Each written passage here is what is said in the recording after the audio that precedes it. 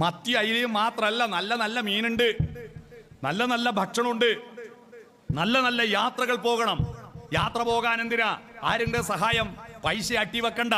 കിട്ടിയ ചാൻസിന് ഒന്ന് മൈസൂർ പോയിട്ട് വന്നൂടെ? പൈസ ഞാൻ തരാം, എന്നെ കൂട്ടി മൈസൂർ പോയിട്ട് വന്നൂടെ? ഒന്ന് തിരുവനന്തപുരം പോയിട്ട് വന്നൂടെ? ഒന്ന് എറണാകുളത്തേക്ക് വിമാനത്തിൽ മരിക്കുന്ന ഇടയ്ക്ക് ഈ ജന്മത്തിൽ വിമാനത്തിൽ കയറാണ്ട് പിന്നെ അടുത്ത ജന്മത്തിലെ കാര്യങ്ങൾ. നിങ്ങളെ പെൻഷന്റെ പൈസ ഉണ്ടല്ലോ, മര്യാദയ്ക്ക് ഒരു കുപ്പായ ഇടൂല. ഇപ്പൊ പൊന്നാടി അണിയിച്ചത് അട്ടിയിട്ട് ആടെ വെക്കൂ. ചില വീട്ടിലില്ലേ ഈ പ്രൈസ് കിട്ടിയ പ്ലേറ്റും ഗ്ലാസും മറ്റേ കപ്പെല്ലാം ഉണ്ടാവും, അലമാരയിൽ അട്ടി വെച്ചിട്ട് ആരെങ്കിലും പുറത്തുനിന്ന് വന്നാൽ കൊടുക്കാൻ വേണ്ടിയിട്ട്, ചായ കൊടുക്കാൻ വേണ്ടിയിട്ട്. എന്നിട്ട് നമ്മൾ വീട്ടിൽ ആരാൻ്റെ വൃത്തികെട്ട പഴയ കുപ്പി പിന്നെ സ്റ്റീലിന്റെ ഗ്ലാസ് ചായ കുടിക്കും. ആരും വരാനില്ല. നമ്മളെ വീട്ടിൽ നിന്ന് വസ്ത്രം ധരിക്കുന്നത് മറ്റുള്ളവരെ കാട്ടാനല്ല, നിങ്ങളുടെ വീട് വൃത്തിയാക്കുന്നത് നാട്ടുകാരെ കാണിക്കാനല്ല, എന്റെ സംതൃപ്തിക്കാൻ. നമ്മൾ കുളിച്ചു കഴിഞ്ഞാൽ നമുക്കൊരു സംതൃപ്തിയില്ലേ? നമ്മൾ നല്ല വസ്ത്രം ധരിച്ചാൽ നമുക്കൊരു സംതൃപ്തിയില്ലേ? അതുകൊണ്ട് നല്ലതെല്ലാം എടുത്തണിയുക.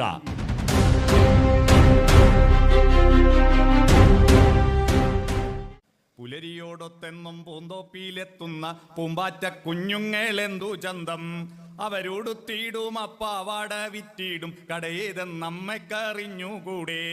അതുപോലെ ഒന്നമ്മേ തിരുവോണപ്പുടവയായി അരുമാമകൾക്ക് തരികയില്ലേ. ഈ കവിത എഴുതിയ പാഠപുസ്തകം ഫേസ്ബുക്കിൽ ഒരു ഷീന എന്ന് പറയുന്ന ഒരാൾ പോസ്റ്റ് ചെയ്തപ്പോൾ ഞാൻ അവരോട് ഫോൺ നമ്പർ കമൻറ്റിൽ ചോദിച്ചിട്ട് ഫോൺ നമ്പർ വാങ്ങി. അവരുടെ വീട്ടിൽ ആ പാഠപുസ്തകം ഉണ്ട് എന്ന് പറഞ്ഞിട്ട് ഞാൻ ആ പാഠപുസ്തകം കാണാൻ വേണ്ടി പോയി. തലശ്ശേരി പുന്നോല് റെയിൽവേ ഗേറ്റും കടന്നിട്ട് അങ്ങ് ഉള്ളോട്ട് പോയിട്ട് പാഠപുസ്തകം കണ്ടു. അതിൻ്റെ പേജുകളിലൂടെ വിരലോടിച്ചു, അതൊന്ന് മണത്തു. അതിനുശേഷം ഞാൻ അവരോട് പറഞ്ഞു, നിങ്ങൾക്കൊരു 5000 ഉറുപ്പ്യ ഞാൻ തരാം, ഈ പാഠപുസ്തകം എനിക്ക് തരുമോ എന്ന് ചോദിച്ചപ്പോൾ അവർ ചാടി ഇറങ്ങിയിട്ട് എൻ്റെ കയ്യിൽ നിന്ന് പുസ്തകം പിടിച്ച് വാങ്ങിയിട്ട് ആത്ത് പോയിട്ട് വിളിച്ച് പറഞ്ഞു, നിങ്ങൾ പോയിക്കോ, 5000 അല്ല 5 ലക്ഷം തന്നാൽ ഞാൻ ഈ പാഠപുസ്തകം തരൂല, കാരണം ഇതെൻ്റെ ഹൃദയമാണെന്ന്. അന്നത്തെ പാഠപുസ്തകം നമ്മുടെ ഹൃദയമായിരുന്നു. ഹൃദയം എവിടെയാ? ഇവിടെയല്ല. നമ്മുടെ ഹൃദയം കുടികൊള്ളുന്നത് നമ്മളെപ്പറ്റി ചിന്തിക്കുന്ന, നമ്മളെ ഓർക്കുന്ന, നമ്മളെ ഹൃദയത്തിൽ ഏറ്റുവാങ്ങിയിരിക്കുന്ന ഹൃദയങ്ങളിൽ വീതിച്ചു കൊടുത്തിരിക്കുകയാണ് നമ്മുടെ ഹൃദയങ്ങളെ.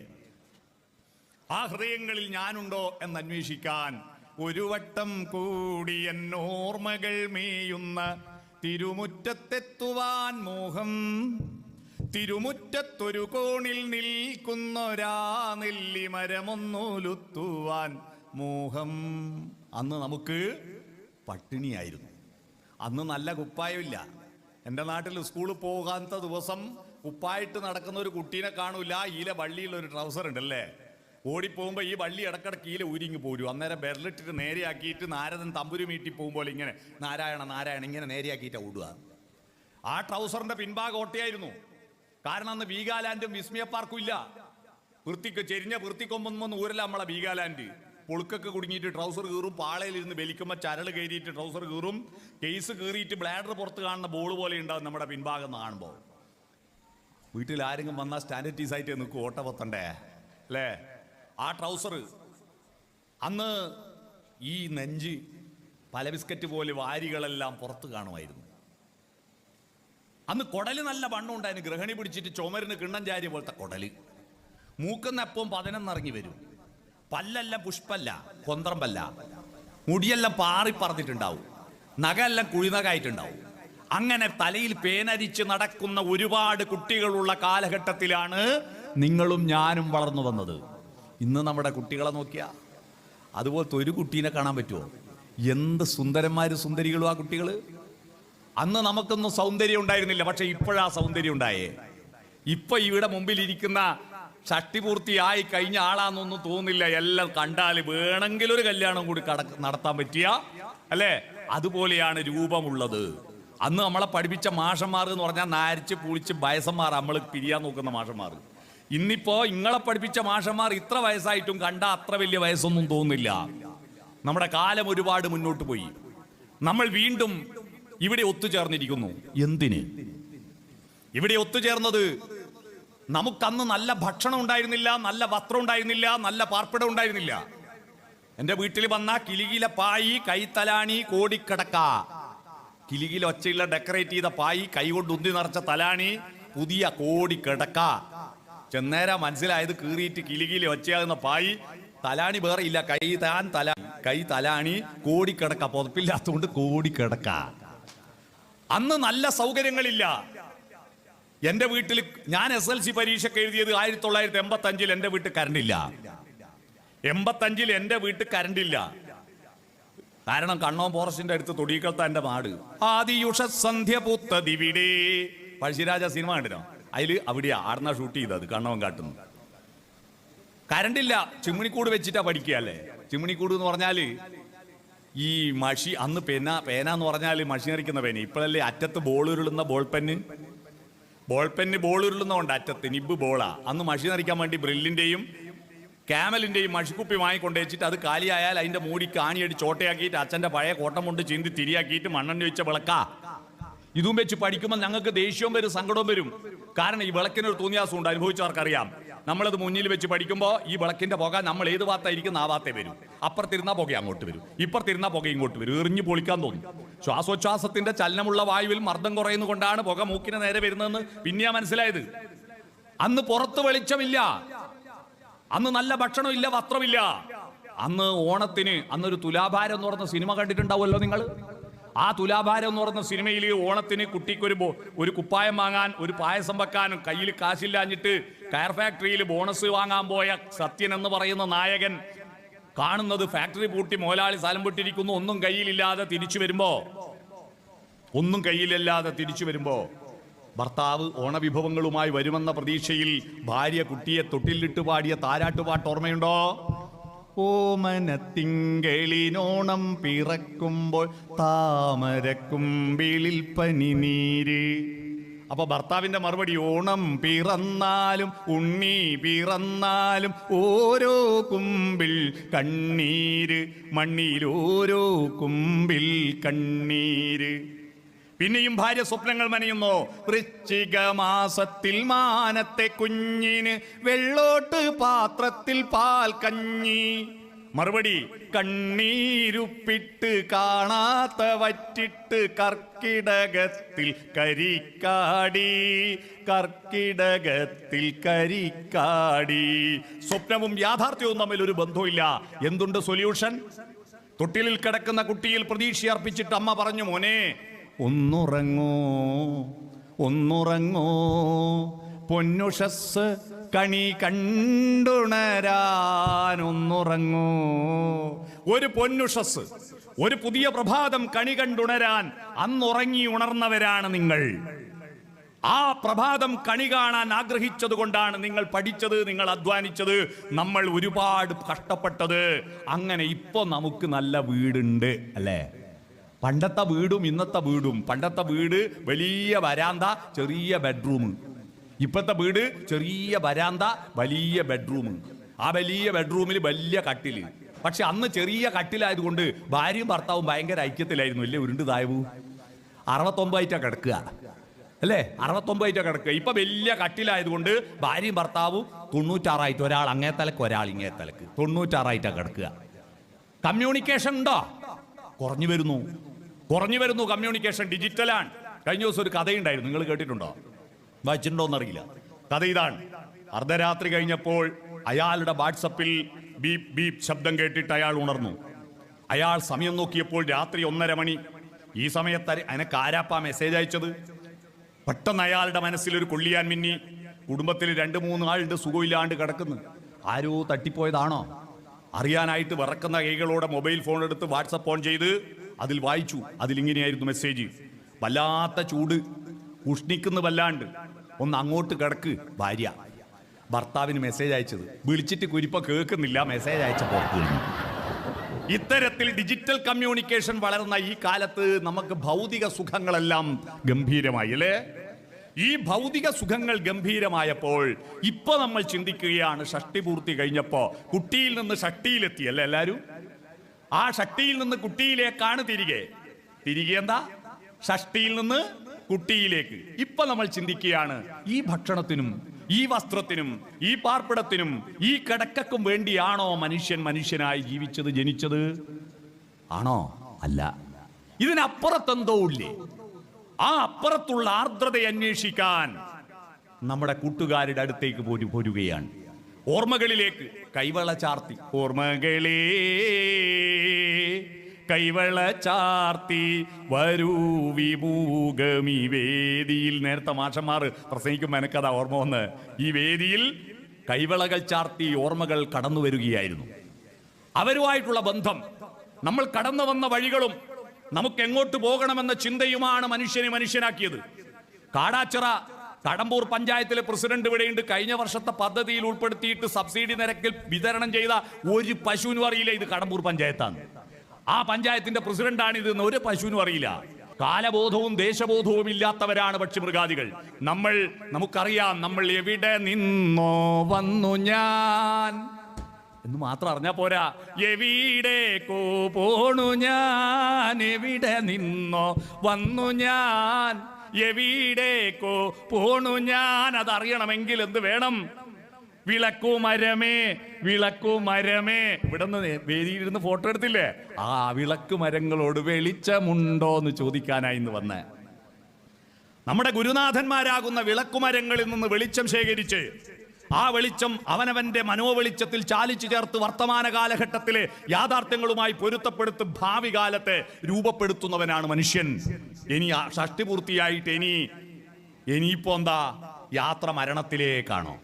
മരണത്തെപ്പറ്റി ചിന്തിക്കുക. കുറെ വയസ്സന്മാരുടെ ചിന്ത ഇതാ. യഥാർത്ഥത്തിൽ വൃദ്ധൻ എന്ന വാക്കിന്റെ അർത്ഥം ഇനി നിങ്ങൾ പഠിക്കണം. വൃദ്ധൻ എന്ന് പറയുന്നത് വയോവൃദ്ധനല്ല, പഞ്ചമഹാവൃദ്ധന്മാരുണ്ട്. 5 തരത്തിൽ വൃദ്ധന്മാരുണ്ട്. 1 ധനവൃദ്ധൻ, പണമുണ്ടാക്കിയവൻ. 2 കുലവൃദ്ധൻ, മക്കളും മക്കളുമായിട്ട് ഒരുപാട് ആളുകളെ ഉണ്ടാക്കിയവൻ. 3 വിദ്യാവൃദ്ധൻ, ഒരുപാട് പഠിച്ചവൻ. 4 ജ്ഞാനവൃദ്ധൻ, പഠിച്ചുകൊണ്ട് മാത്രം കാര്യമില്ല, ആ പഠിച്ചതിൽ നിന്ന് പുതിയതുണ്ടാക്കിയെടുക്കാൻ പറ്റുന്നവൻ, അതാണ് ജ്ഞാനവൃദ്ധൻ. 5ാമത്തത് വയോവൃദ്ധൻ. വയോവൃദ്ധൻ എന്ന് പറയുന്ന 5 വൃദ്ധന്മാരിൽ 1 മാത്ര. വയോജനങ്ങളെ വിളിക്കുന്ന ഇംഗ്ലീഷ് പേര് സീനിയർ സിറ്റിസൺ എന്നല്ലേ? എന്താ ഈ സീനിയർ? സീൻ എന്ന് പറഞ്ഞാൽ കാഴ്ചയാണ്. സീനിയർ എന്ന് പറഞ്ഞാൽ കാഴ്ച കൂടുതൽ കണ്ടവനാണ്. സീനിയർ സിറ്റിസൺ എന്ന് പറഞ്ഞാൽ ഒരുപാട് കണ്ടവർ, ഒരുപാട് അനുഭവിച്ചവരാണ്. ഈ അനുഭവത്തിന്റെ പക്വത ഉപയോഗിച്ചുകൊണ്ട് നിങ്ങളുടെ ഭാവി ജീവിതത്തെ സർഗാത്മകമാക്കണം. ഈ ഭൂമി നിങ്ങൾ ഒരിക്കലും നരകമാണെന്ന് പ്രാർത്ഥിക്കരുതേ. ഈ ഭാരതത്തെ നശിപ്പിച്ച ഒരു പ്രാർത്ഥനയുണ്ട്. നരനായി ഇങ്ങനെ ജനിച്ചു ഭൂമിയിൽ, നരകവാരിധി നടുവിൽ ഞാൻ, ഈ നരകത്തിൽ തന്നെ കരകയറ്റിയിടണം, തിരുവൈക്കം വാഴും ശിവശംഭോ. നോ, ഇത് നരകമാണെന്ന് പഠിപ്പിച്ച ഏതാ സ്വർഗം? വേറെ എവിടെയാണ് സ്വർഗം? അല്ലേ? പനിനീരു വിരിയുന്ന പറുദീസ നൽകി പാരിൽ മനുഷ്യനായി ദൈവം. കേട്ടിട്ടുണ്ടോ? ഇന്ന് ക്രിസ്തുമസാൻ. നീ എൻ്റെ പ്രാർത്ഥന കേട്ടു, നീ എൻ്റെ മാനസം കണ്ടു, ഹൃദയത്തിനൽ താരയിൽ വന്നൻ അഴലിൻ പൂങ്കി കുരു. എന്തോ വാക്ക് മറന്നുപോയി. മാറ്റി എന്ന് പറഞ്ഞൊരു പാട്ടില്ലേ? ആ പാട്ടിലൊരു വരി, അപ്പനി നീരു വിരിയുന്ന പറുദീസ നൽകി പാരിൽ മനുഷ്യനായി ദൈവം. ഈ പനിനീർ പൂക്കൾ വിരിയുന്ന, മനുഷ്യനുണ്ടാകുന്നതിന് മുമ്പ് പനിനീർ പൂവ് ഉണ്ടായിരുന്നില്ലേ? മനുഷ്യനുണ്ടാകുന്നതിന് മുമ്പും പ്രഭാതങ്ങൾ ഉണ്ടായിരുന്നു. ആ പ്രഭാതത്തിൽ നീലഗിരിക്കുന്നിലെ ചുറ്റിപ്പറക്കുന്ന ജ്വാലാമുഖികളായ മേഘങ്ങളോട് സുപ്രഭാതം പറയാൻ ആരെങ്കിലും ഉണ്ടായിരുന്നോ? നീലഗിരിക്കുന്നുകളെ ചുറ്റിപ്പറക്കുന്ന മേഘങ്ങളുടെ ഒരു ഭാഗത്ത് സൂര്യൻ ഉദിച്ചു വരുമ്പോ ഒരു ഭാഗത്ത് മാത്രം സൂര്യന്റെ പ്രകാശം തട്ടിയിട്ട് ജ്വാലാമുഖികളായ മേഘങ്ങളോട് സുപ്രഭാതം സുപ്രഭാതം. നീലഗിരിയുടെ സഖികളെ, ജ്വാലാമുഖികളെ, ജ്യോതിർമയ്യാം ഉഷസിന് വെള്ളിച്ചാമരം വീശും മേഘങ്ങളെ, സുപ്രഭാതം എന്ന് പാടാൻ ജയചന്ദ്രൻ ഉണ്ടായിരുന്നില്ല, എഴുതാൻ വയലാറുണ്ടായിരുന്നില്ല. ഈ മനുഷ്യൻ ഈ ഭൂമിയിൽ വന്നതെന്തിനാ? ഈ സ്വർഗത്തെ കാണാനാ. അതുകൊണ്ട് സ്വർഗത്തെ അങ്ങ് കെട്ടിയെടുക്കണമേ എന്നല്ല യേശുക്രിസ്തു പ്രാർത്ഥിച്ചത്, നിന്റെ രാജ്യം ഇങ്ങോട്ട് വരേണമേന്നാ. ഇങ്ങോട്ട് വരേണമേന്നാ. ഇത് നരകമല്ല. ഈ നിത്യഹരിതയാം ഭൂമിയിലല്ലാതെ മാനസ സരസുകളുണ്ടോ? ചന്ദ്രികയുണ്ടോ? സ്വപ്നങ്ങളുണ്ടോ? സ്വർണ്ണമരാളങ്ങളുണ്ടോ? ഉണ്ടോ? വേറെ ഏടെയും ഉണ്ടോ? ഇതുവരെ കണ്ടുപിടിച്ചിട്ടില്ല. എന്നിട്ട് ഇത് നരകമാണെന്ന് പറഞ്ഞവനെ വെടിവെച്ച് കൊല്ലണം. അതുകൊണ്ട് ഈ ഭൂമി ഇന്ന് കെട്ടിയെടുക്കണേന്നല്ല, ഈ മനോഹര തീരത്ത് തരുമോ ഇനിയൊരു ജന്മം കൂടി, എനിക്കിനിയൊരു ജന്മം കൂടി എന്ന് പ്രാർത്ഥിക്കുക.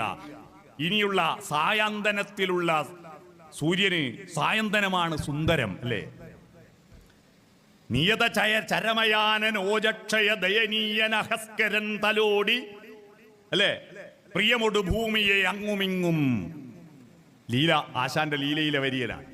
സന്ധ്യക്ക് ആ സൂര്യൻ ഭൂമിയെ തലോടിയിട്ട് കൈ പിൻവലിക്കുമ്പോൾ ഉണ്ടാകുന്ന ഒരു വികാരമുണ്ട്, ആ ഒരു ചുവപ്പുണ്ട്, ആ ഒരു ആർദ്രതയുണ്ട്.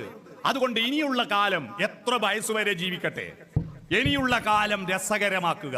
അല്ലാതെ ഇനി എന്തെല്ലാം പോക്കാപ്പാ, എന്ത് സുഖം, എന്താ എങ്ങനെയുണ്ട് ആരോഗ്യം, എന്ത് സൂക്കേട്, എന്ത് ആരോഗ്യം, എപ്പം നോക്കിയാലും പനി ചീനി, ഇങ്ങനെ സ്ഥിരം സൂക്കേട് പറയുന്നവരെ ഒരിക്കലും സൂക്കേട് വിട്ടുപോകില്ല. ഈ പനി കുരു എന്ന് പറഞ്ഞ രണ്ടാ, പരു കുരു എന്നെല്ലാം പറഞ്ഞൊരു അസുഖമില്ലേ? ഇവർ രണ്ടാളും ചങ്ങാതിമാരാ. കർക്കട മാസത്തിൽ രണ്ടും പുറപ്പെട്ട് നാട്ടുകാർക്ക് വരാൻ. പനി കയറിയത് അലക്കുകാരിന്റെ വീട്ടില്, കുരു കയറിയത് ഏറ്റുകാരന്റെ വീട്ടില്. ഏറ്റുകാരന്റെ തുടക്ക കുരു പൊന്തി, അലക്കുകാരന്റെ കുട്ടിക്ക് പനി വന്നു. പനിക്ക് പരമസുഖോ. അടുത്ത നാട്ടിലെ മുഴുവൻ തുണി ആടെയുണ്ട്. ഒന്നെടുത്ത് മാറുമ്പോൾ മറ്റേതെടുത്ത് പുതപ്പിച്ച് പനി ഒരാളെ കഴിഞ്ഞ് മറ്റേക്ക് എല്ലാവർക്കും പനി പിടിക്കുക. പക്ഷെ ഏറ്റുകാരന് ചെത്തുകാരന് ഓന് ചെത്താണ്ടിരിക്കാൻ പറ്റുമോ?